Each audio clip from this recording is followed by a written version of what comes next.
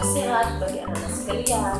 Sekarang kita mulai pembelajaran kita mengenai struktur dan fungsi sistem pencernaan pada manusia.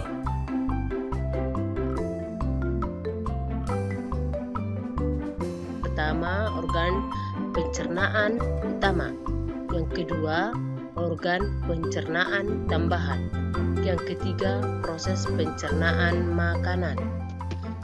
Yang pertama, organ pencernaan utama.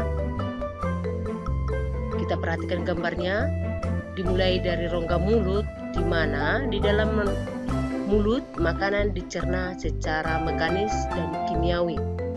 Alat-alat pencernaan yang membantu proses pencernaan di dalam mulut yaitu gigi, lidah, dan kelenjar ludah. Makanan yang telah dicerna di rongga mulut akan ditelan dan masuk ke kerongkongan. Di dalam lambung terjadi proses pencernaan makanan secara mekanis dan kimiawi. Di dalam usus halus makanan dicerna secara kimiawi. Usus besar memiliki fungsi utama yaitu mengatur kadar air pada sisa makanan.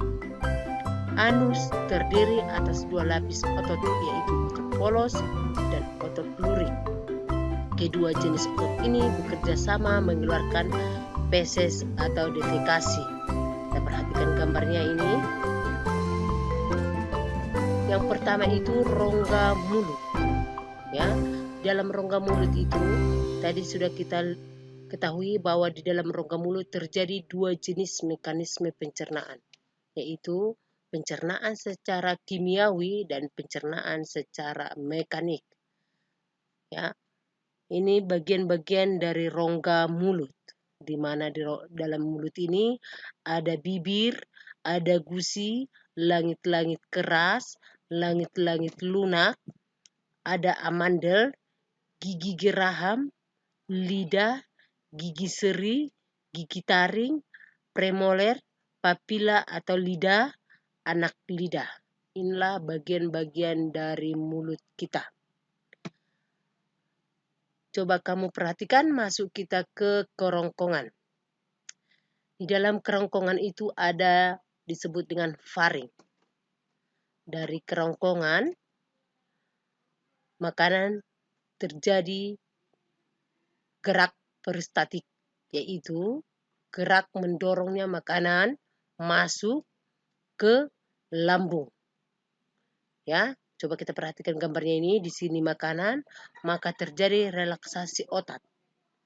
Maka dengan adanya relaksasi otot terjadi kontraksi otot sehingga makanan masuk ke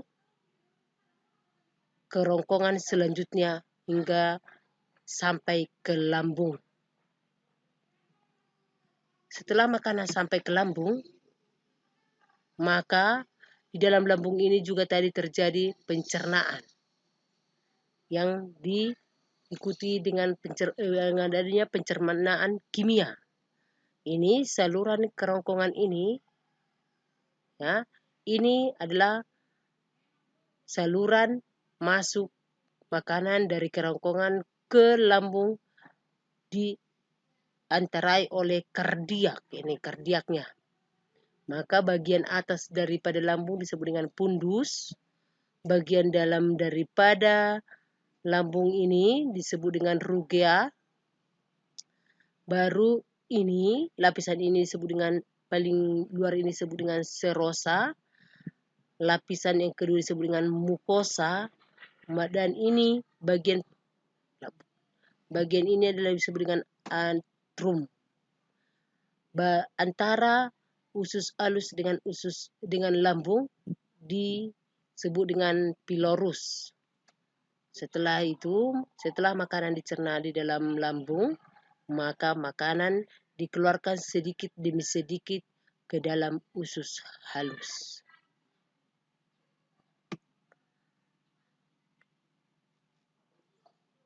Usus halus atau jejunum dan ilium ini adalah tempat penyerapan sari-sari makanan. Disinilah terjadi penyerapan sari-sari makanan, tepatnya itu di ilium ini. di ileum. Inilah bagian-bagian daripada usus halus ini. Baru masuk kita selanjutnya dengan usus besar atau disebut dengan kolon. Usus besar atau kolon ini, pada usus besar ini berisi sisa-sisa ampas makanan. Diserap kandungan air dan garam-garam mineralnya. Kemudian ampas makanan tersebut dibusukkan oleh bakteri pembusuk yang hidup di usus besar, yaitu bakteri Escherichia coli. Ini adalah usus besar yang mempunyai kolon-kolon ini. Bagian daripada usus besar inilah terjadi pembusukan makanan. Kita lanjut yang kedua, organ pencernaan tambahan. Apa itu organ pencernaan tambahan? Organ pencernaan tambahan merupakan organ yang tidak dilewati makanan, tetapi berperan dalam proses pencernaan makanan. Yang kedua, organ pencernaan tambahan terdiri atas hati dan pankreas. Sel-sel hati menghasilkan getah empedu yang mengandung kolesterol, asam kolit, garam empedu, lecitin, bilirubin, dan elektrolit. Getah empedu akan dikeluarkan ke usus 12 jari yang berperan dalam mengemulsikan lemak menjadi butiran-butiran halus sehingga mudah dicerna oleh enzim lipase. Getah pankreas mengandung zat-zat seperti berikut. Yang pertama, natrium bikarbonat berfungsi menetralkan keasaman isi usus dengan menaikkan pH-nya menjadi 7,1 sampai 8,5. Yang kedua, enzim amilase berfungsi merombak amilo menjadi maltosa dan glukosa. Yang ketiga, enzim tripsin berfungsi memecah molekul protein menjadi asam amino. Yang keempat, enzim lipase berfungsi memecah lemak menjadi gliserol. Yang ketiga, masuk kita pada proses pencernaan makanan. Di dalam tubuh kita, proses pencernaan makanan terjadi dua, yaitu pencernaan makanan secara mekanis dan pencernaan makanan secara kimiawi. Pencernaan makanan secara mekanis yaitu proses pemecahan makanan yang berukuran besar menjadi berukuran kecil atau halus dengan bantuan gerakan alat pencernaan.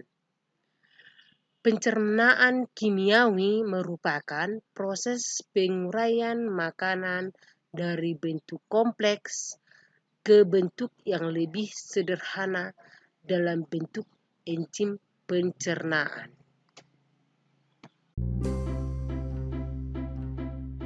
Pembelajaran kita hari ini. Terima kasih.